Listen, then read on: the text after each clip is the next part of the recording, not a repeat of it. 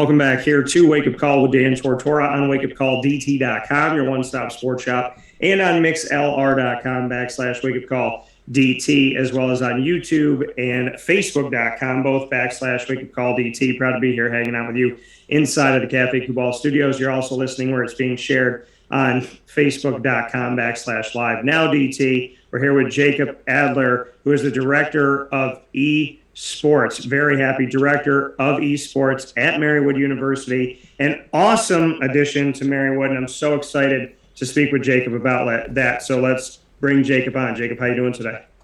I'm doing very well. Thank you for asking. How about you? Doing very well. And Jacob, I gotta give it up to you. I know we were talking about it off the air. Like, you are in your element right now. You got the chair, you got the headphones in. I feel like we're gaming right now. I'm like, what are we getting ready to do? You definitely look the part today, which I appreciate. Thank you. Yeah, I mean, this is, like I said, this is kind of my go-to. I've got my chair just for comfort, really. Got to get that back support. But most of the time when I'm working, I've just got music in my headphones, or I'm talking to my coworkers, the team players, and just going through it. So, Jacob, tell me, how did you get involved with esports? What brought you to this world? Well, getting started with esports was kind of a rocky road for me. I started playing video games just like most people my age, around 13, 14, started playing with the basics, Minecraft, Counter-Strike Global Offensive. I would just spend a couple hours talking to my friends, playing some video games. And I think my interest in esports really kicked off in 2016 when I attended ESL 1 in New York, which is a competitive tournament for Counter-Strike Global Offensive. Went with one of my close friends, fell in love with the environment, met so many cool people there, and that was my first foray into what the world of esports could be. Yeah, and that experience did what for you? How did it just, create even a deeper passion or appreciation for it? Oh, well, from the beginning, I could tell that the scene was electric. Being in a stadium with so many people all cheering on these players, and something that we were so passionate about, something that we saw as more than just a hobby, was incredible. And that first experience got me addicted. It wasn't really until I was in college that I realized I could do this as a job. And having that and knowing that this could be a job. Years ago, this was not a career. This was not even spoken about. That, esports, maybe we saw a Madden tournament on television. Maybe we saw something late at night on TNT or TBS that was featuring Halo or Call of Duty or something of that. Can you just speak to the evolution of, this world that we live in today? Because, when I was a kid, it was, if you played video games, you could play video games with your friends and whatnot, but it was frowned upon. Don't sit in front of the TV that long. Don't play those games. Don't, we were not living in a world where, staying inside all day and playing video games was like, let's go, let's do that. The kids want to do it, but, my parents were always like, hey, get outside, play some basketball, do some stuff, get around the house, just like get out in the sun. So bring me into the evolution of the fact that it was a no, don't do that. And now it's like, hey, it's a job. Well, I got to say, even when I started doing it, my parents were like, you can't get a job in this, right? And I think that's what a lot of people say is, looking at the players, these people who earn, millions and millions of dollars playing these video games, 20 years ago, this was barely a thought in anyone's mind. Yeah. It really kicked off with the original LAN parties, which is, just playing video games with your friends all on the same network, hop into a server, and just, run it each other and, make some fun of it. Same could be said for pretty much any sport, flag football. You get a bunch of boys together and you just play.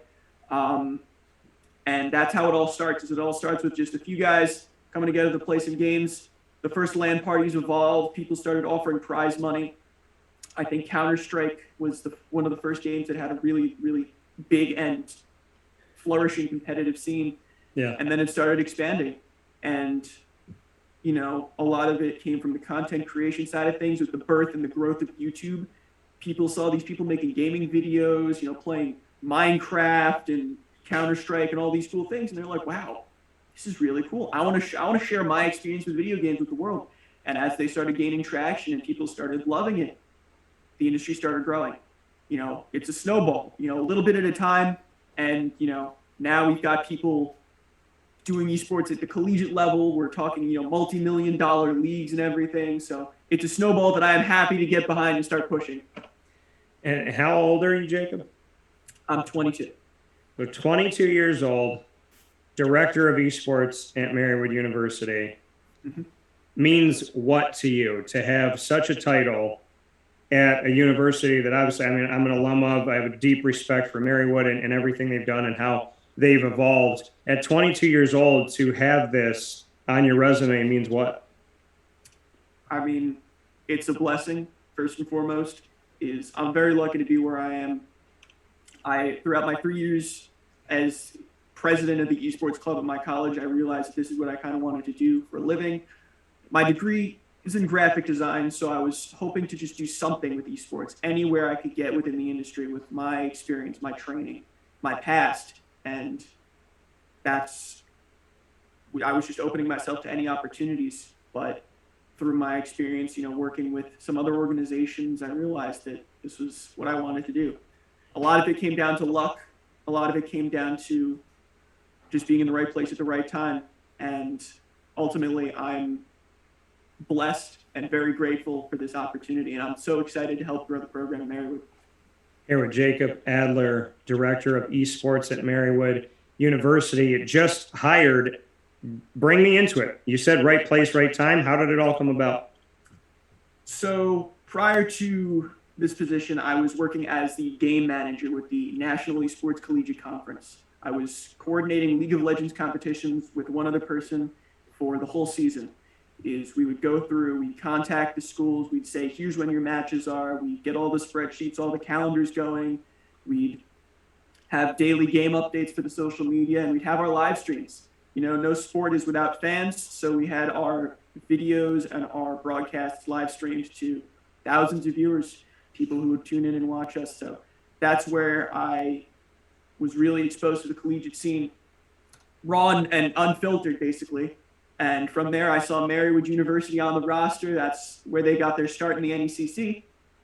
And when I saw that they had the position open, I said, you know what? I've seen what this school can do, and I hope that they've seen what I can do on the other side of the table. So that's how it all shook out, really. And what enticed you about Marywood? What was it? When you said, I saw what they could do, what did you see that stuck with you? So as I mentioned, in my collegiate career, when I was still just completing my degree at SUNY Oneonta, I was president of their esports club for 3 years. Yeah. Now, the club there is not run by the athletics department. It is purely student-run, student-organized, run by the student association. We got a small budget, and when I say small, I mean tiny, like $500 maybe, to do with what we will. And so we were really grassroots from the ground up, sitting in the computer labs that weren't even ours, and it was a labor of love. And coming from such a small, tight-knit group of people, building it up, having competitive teams, growing our social media presence, and now we have over 200 people who we interact with pretty much daily.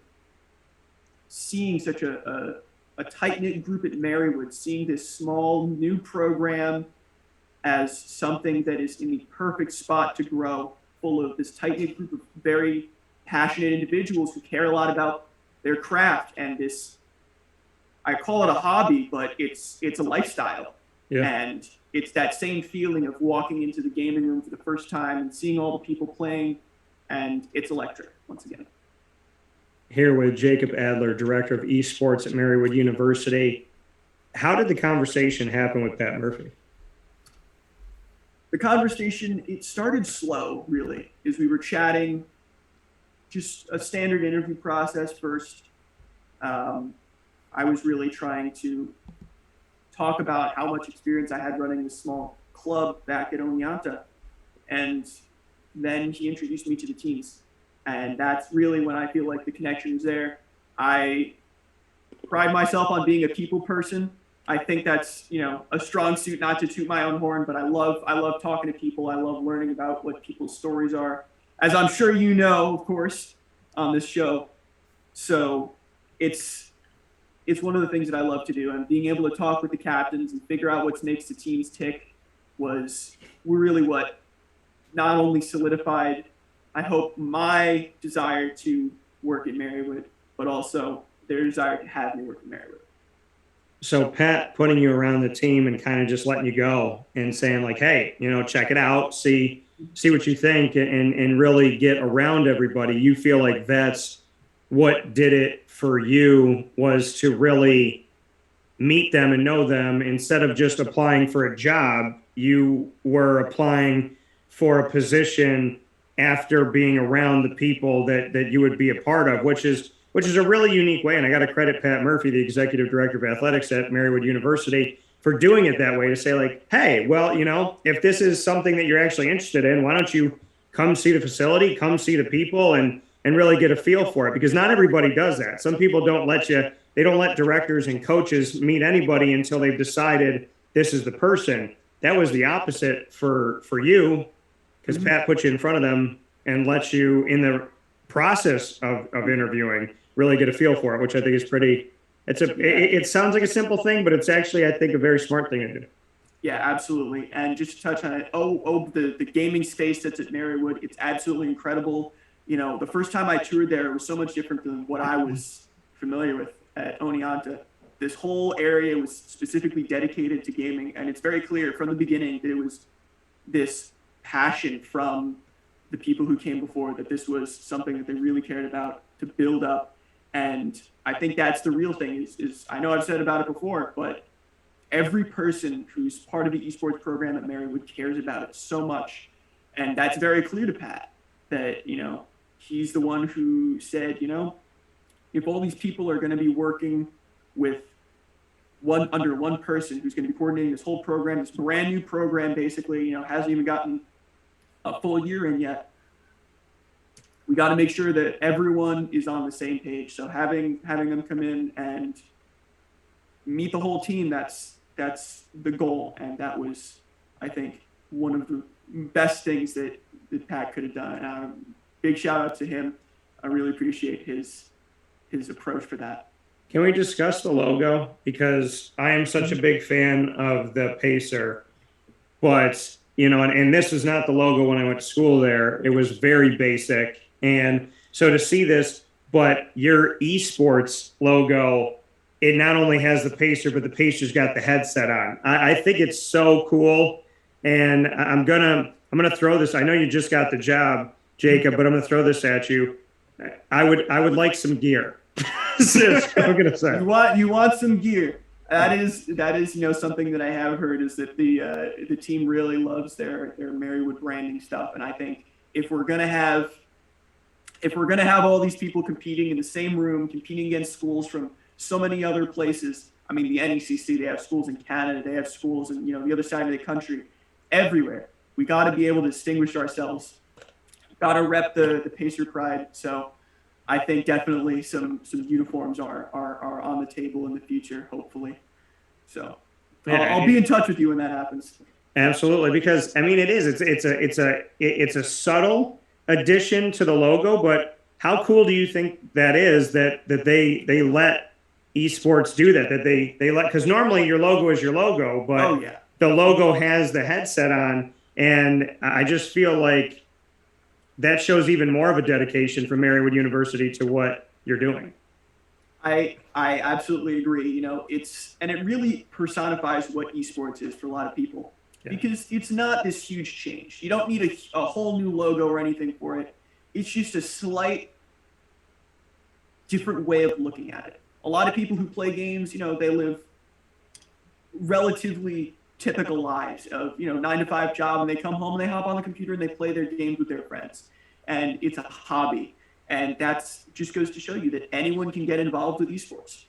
If you and your friends are good enough at a game, put a team together, hop in a community tournament. A lot of these games have really great communities around them. So it really speaks to the fact that anyone can do this, and anyone who's interested should get involved with esports. Can you speak on Twitch and just what that's done for the gaming community? Twitch, I think, is one of the biggest assets to the gaming community. obviously YouTube came first and started the videos that kicked off the whole trend of competitive games and professional video game players and all of this. But Twitch, being able to see someone in real time playing these games, chat with them, interact with them, have this back and forth, this dialogue, it's done so much for the community to come together and rally behind the people who they really cheer on, for the teams that they really enjoy, and especially when everyone was trapped at home for the past year, being able to stream with your friends and really show the world that, this is what we love to do. Yeah. I think Twitch has been one of the biggest things to help growing the gaming community. Are there any other platforms or other pieces to this that you want to make mention of? Because Twitch has taken such a prominent place in the gaming world. Is there anything else that you feel is worthy of really getting some publicity in our conversation? Definitely. I think Discord is one of the big things that people use to communicate. And it really goes under the radar because everyone uses it. And I'm putting that in air quotes because if you're not in the know or if you're not in the community, then you may not be familiar. Discord is similar to Skype, where you are able to chat with people and call them and see them on video and call them on voice. And that really kicked off a lot of what I was able to do during these past couple of years when things were more at home. I was able to communicate with the people at my college and then the people at Marywood to really get things started and growing with these esports programs. And a lot of professional gamers and competitive teams use Discord as a method of communication. And really, I think Discord is doing everything right in a chat service. They've got the teams, they've got the voice, they've got the video, you've got your group chats, and that it's really the backbone. It really doesn't get spoken about a lot. Yeah, and Discord and Twitch can work together. So absolutely. Really cool. Mm-hmm. So to someone that knows literally nothing of what we're talking about, how would you describe what the esports world is? Like, you're the director of esports at Marywood University. Mm-hmm. How would you describe the teams, the leagues, what it is, the makeup of it? Because when people think about sports, they're like, okay, who's on the team and what's the schedule, right? People think about roster, coach, schedule. So how would you describe that? In a lot of ways, it parallels traditional sports. You've got the roster. For different games, it differs. So we have 3 games that we're currently running at Marywood University. We've got Overwatch, which is a team of 6 people. We've got Rocket League, which is a team of 3 people. And we've got League of Legends, which is a team of 5 people. And each of those teams has the number of people on their roster, but they also have a coach. And sometimes the coaches wear multiple hats if they play multiple games and they can really perform. And what really winds up happening is it follows a very similar path where we participate in a couple of leagues, the National Esports Collegiate Conference, and then the NACE as well is a new addition for Rocket League. And we have our schedules that come out. We're going to try and broadcast our games on Twitch. It really mirrors traditional sports in a lot of ways. I think that's one way that we're bringing legitimacy to the industry, because in the same way that you have trainers and lawyers and broadcast coordinators for traditional sports, you have all those same things for esports. So what does a coach typically do during a game? Well, during the game, you're not actually allowed to say anything to the players. So there's no communication that goes on there, and that's where the captains come into play. And a lot of times the captain also is the shot caller, is what the industry terms them. They really have all of the strategy in their head. They have the ability to look at everything from 50,000 feet and say, okay, here's where we're doing well, here's where we're doing poor. And in that moment, in the heat of the moment, when you're going up against 6 other people, being able to just pause your brain and say, we're going to switch gears, we're going to go to this, that's the job of the coach. Yeah. The captain's job is to watch what the shot caller does, to watch what every other player does, and take notes and say, here's the areas where we did well, Here's the areas where we did poorly. And then after the game, start running practices. If someone misses a couple of shots that they should have hit, obviously you train that in soccer. You make sure that the coordination is on point, communication as well, making sure that everyone has the game plan ready and going. It's very similar. So the coach's job is really the backbone alongside the captain shot caller. So. What's the skill of it all? Because there's, from the outside looking in, the average person might say, okay, well, I play Halo in my dorm room, and there's four of us that play, and we talk trash to each other and this, that, and whatever. I mean, what is this skill in this? How does one determine who should make this team, who should be on this team, and just the skill of it all? Because it's such a mental thing. And I think the beauty of this is that in a typical sport, you have to lift, you have to run, you have to do certain things. Esports is a world where it doesn't matter what your body type currently is. It doesn't matter if you're running. It doesn't matter if you lifted today. The mental side, though, is in everything. They tell you in life, mental toughness, every sport, mental toughness, and what I do, mental toughness. And so the mentality side of it stays the same and maybe is even turned up a notch. What can you say about the skill of it all when we look at esports? Because, there's a difference between, oh, yeah, I play this game and I play this game on a team because I guess I liken it to, I can go play a pickup basketball game 3 times a year versus I'm playing 30 games a season. 100%. And that it's very similar. I think one of the best ways that I've seen it likened to is to chess, where anyone can pick up and play a game of chess. But to be really, really good at chess, you have to be able to envision and know your opponent and think 5-6 steps ahead. And that's like the bare minimum for being good at chess. To being one of the best in the world, you have to have a wealth of knowledge like your own encyclopedia. It's very similar for esports. In addition to, of course, having that mental game of being able to look at things from different angles, you have to know exactly what every single thing in this game is going to do. I'm just going to throw some terms at you, and you don't need to really understand them, but you need to know the difference between Leandries, between Ludens. You need to know the difference between getting a jungle camp and getting lane XP. All of these very, very minute aspects of the game are boiled down to numbers. In its most raw essence, esports is a numbers game for a lot of these titles. And for some others, it's less a numbers game and more strategy game. It's knowing when to move forward, when to pull back, when to hold your trigger, when to unleash all of your abilities at once. And in every moment of our lives, we are forced to make decisions. Every single instant that we exist, we are forced to make decisions. And I think in esports, it's just cranked up all the way to 100. It's that same idea. Every second you're making decisions. That's such a really awesome way to put it.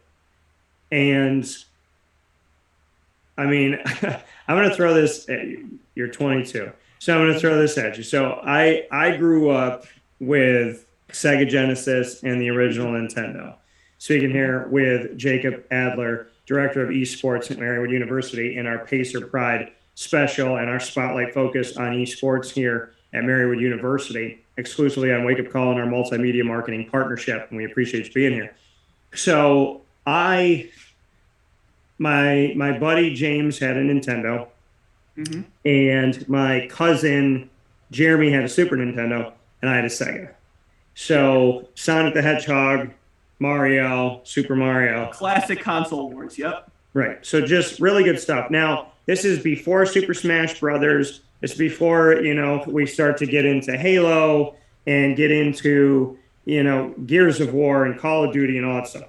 So I'm living in a world where, he's Mario, I'm Luigi. And when James is, dies, being Mario, then I get to take it up and do what I can do. And, you're hoping that each other dies because you want to play. And then, the Sega side of it, huge fan. And I just found this game, and I can't believe I found this game, and I got a deal on it, $20. I can't even believe I got it for $20. Chip and Dale Rescue Rangers for the original Nintendo. Wow. Such a good game. That's a classic, yeah. So I have to ask you, you, Jacob. I mean, what for you is a nostalgic game? Like, I want to know two things.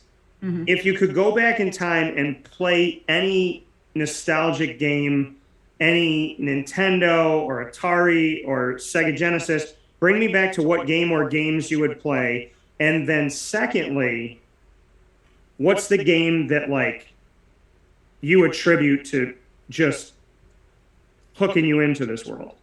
Yeah. Wow. Well, like I said, the first game that I really got into in esports was Counter-Strike Global Offensive. It's a 5-on-5 tactical shooter game where the objective is to plant a bomb and have that detonate, or to defuse the bomb and prevent the bomb from going off. So, you got two teams, and that was my real first foray into it. That was the first tournament that I attended as a spectator. I got my friends together and we started a little amateur team. So that one is what I really attribute to me getting invested in the scene. But as for nostalgia, I really didn't have too many video game consoles growing up. I think the first one that I played on was the original NES in my cousin's attic in probably about 2009. But I don't really remember that much. The two games that really stick in my head are Super Mario Galaxy, which is a relatively new title. It's 2010s era, and Pokemon White version. It's Pokemon Black White version. And those two games are quintessential nostalgia for me, because Pokemon's been around since forever. That's like one of the staples of the gaming industry as a whole. And I gotta say, as my first Pokemon game, Pokemon Black and White version was huge and instrumental, and it's still my favorite generation of Pokemon to this day. You got your first generation, second, third. This was fifth generation. And Super Mario Galaxy, my family got a Wii for Christmas for my brother and I in 2010, I think. And this was a year after we got the Nintendo DS, and from my parents as well as a Christmas gift. And sitting down to play Super Mario Galaxy with my brother and just looking at this beautiful game that was unlike anything I've seen before. It's like top-down Mario. Like you're not top-down perfectly, but like third-person Mario. Most of the time you see Mario as like, a 2D side-scroller. That's the original, the classic. Seeing it in third person, being able to move around this whole area was so new to me. It was so cool. I had played, little games on my computer, pinball and Minesweeper and whatnot, but this was something that was totally new to me, and I loved it. Yeah, I'm gonna admit something on the show that I've never admitted before. So, I had a GameCube. Funniest thing about my game, well, I've admitted this before, but what I'm about to say. So, funny thing about it is, when I moved a couple times, I found my GameCube, but I didn't have like the other controller and all of the cords to hook it up. I couldn't find them. Then I'd find the cords, and then I couldn't find the GameCube. Now I think I have them all together. However, my two favorite games to play on the GameCube are Crazy Taxi and 18-Wheeler. I couldn't find those. I don't know if I know where they are still. But the game that I got for that I believe I got for Christmas, and I got to tell you, it was the beginning of the game, and I still can't figure out how to beat it. And I didn't want to like go online and figure out how to do it. Like I wanted to learn how to do it myself. But it was Super Mario Sunshine, and there's this giant plant, and I'm just shooting water at this stupid thing for like an hour and a half, and nothing happened. And you're literally, 3D panoramic, like you can move around everywhere. So like I'm getting like dizzy, jumbled. I'm trying to spin them around, look down, whatever. And I just remember shooting this water and going like, why is this not working? And then I think I went downstairs for dinner and never played it again. So I have to ask Jacob, have you played Super Mario Sunshine. Can you help me? So- Oh my God, I vaguely remember playing Super Mario Sunshine. My older cousin had a GameCube, and we'd only go up there a couple times for Christmas. I remember playing Mario Kart Double Dash. That was my go-to. Was because we also had to have my brother play, even though I didn't want him to. He's younger brother rivalry and all that. But I specifically remember. I think what you were supposed to do, if I'm remembering the right level, you might have had to shoot the water in its mouth to make it explode. Yeah, and that's what I was thinking in my head, and I feel like I finally figured it out. And then I'd like get up in the air and I try to do it, and then I felt like it wasn't working, and I got frustrated and stuff like. So I wanna believe that, Jacob. I do. So because I'm a huge Mario fan, but I gotta say, Mario Kart. Oh yeah. Just I know there's a Super Smash Brother. I know like there's so many people that are within that in this esports world for you. Where does Super Smash Brothers lie? Is that a game that entices you? Is it a game that you still think is vibrant? And where does Mario Kart live in all this? Because no matter what you played, what console you had or whatever, when you went to someone's house and they had Mario Kart, you're like, I'll watch. And then like after you watch one game, you're like, I gotta play. Oh, yeah. Like you're like, give me the controller, I'm gonna beat this person. And it's just, I don't know, it's just so much fun to be in a cart, to know that you can be on these crazy levels, and at the same time, you got these different powers that you can use. I just Super Smash Brothers, Mario Kart. I would love to be enlightened by you, Jacob, on what your thoughts are. I mean, those are the two big games. I played Super Smash Bros. Brawl on the Wii. I played Mario Kart Wii against my friends, and I think the thing it boils down to is familiarity. That's what it is. Everyone can drive a car. Everyone eventually in their life is going to try and drive a car, and pretty much everyone has ridden in a car at least once in their life. I feel confident saying that 99% of people have ridden in a car. So it's that feeling of familiarity, so that when you're sitting behind the wheel, you're like, you know what? I know what this is. But then Mario Kart takes it and makes it fun. It makes it interesting, and they shake it up a little bit. And that's what all the most enticing titles are about. Rocket League is a big one. It's just soccer, but it's with cars that have rocket boosters on the back, which is such a cool concept that can only exist in the virtual world, that the familiarity of soccer is being totally blown up into this rocket-powered battle arena.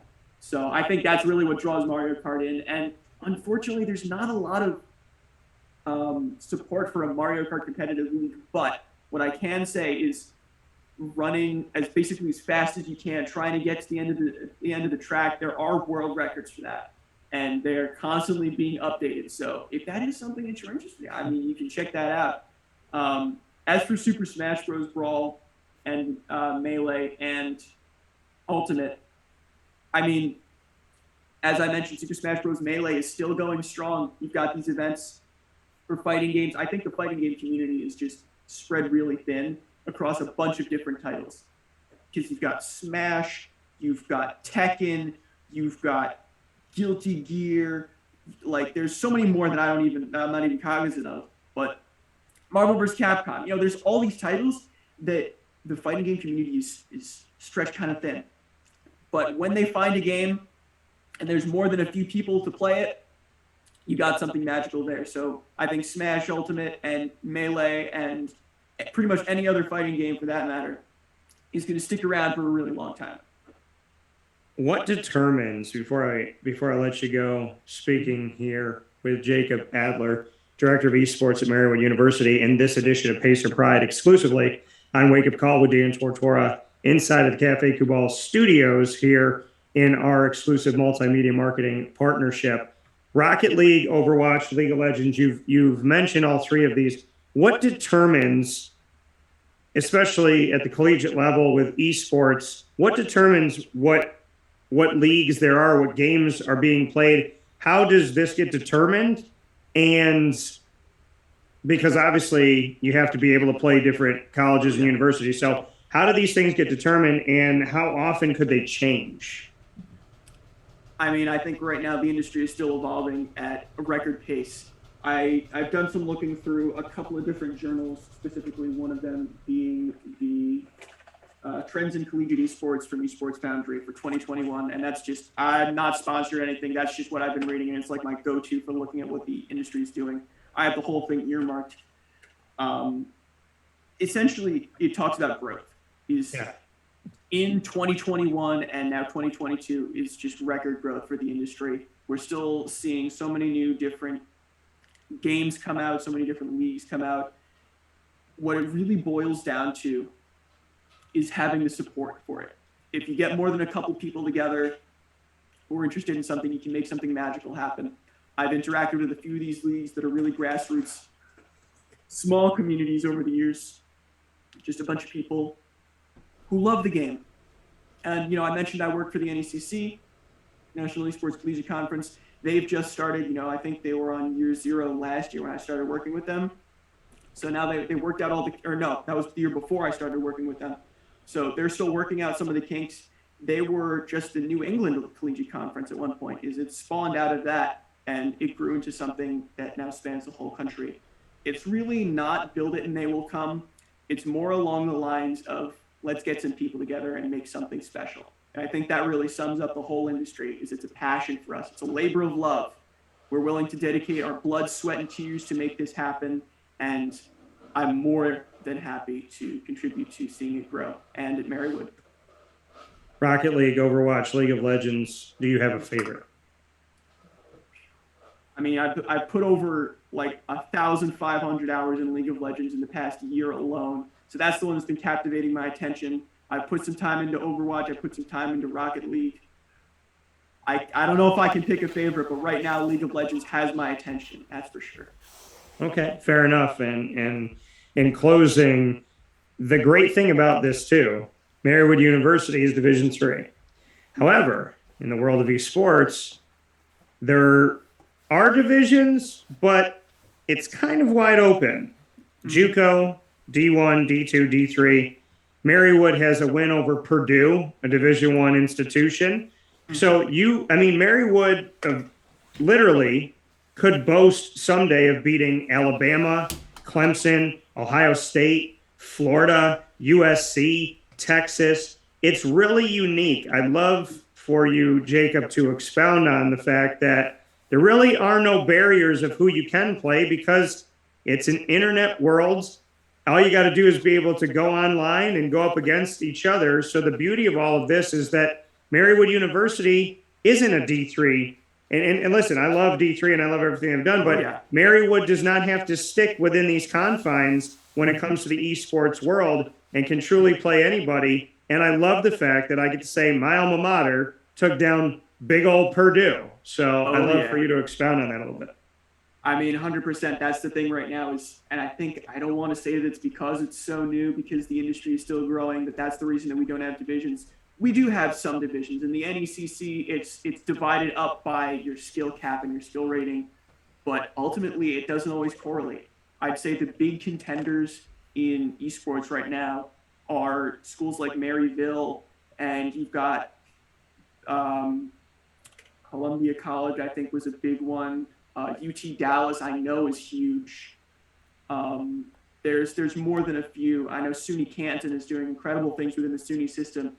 All these schools that are relatively nobodies within the traditional athletic space are putting up numbers in esports. And I think that really is a testament to the fact that this industry is growing and it's really open to anyone who wants to play.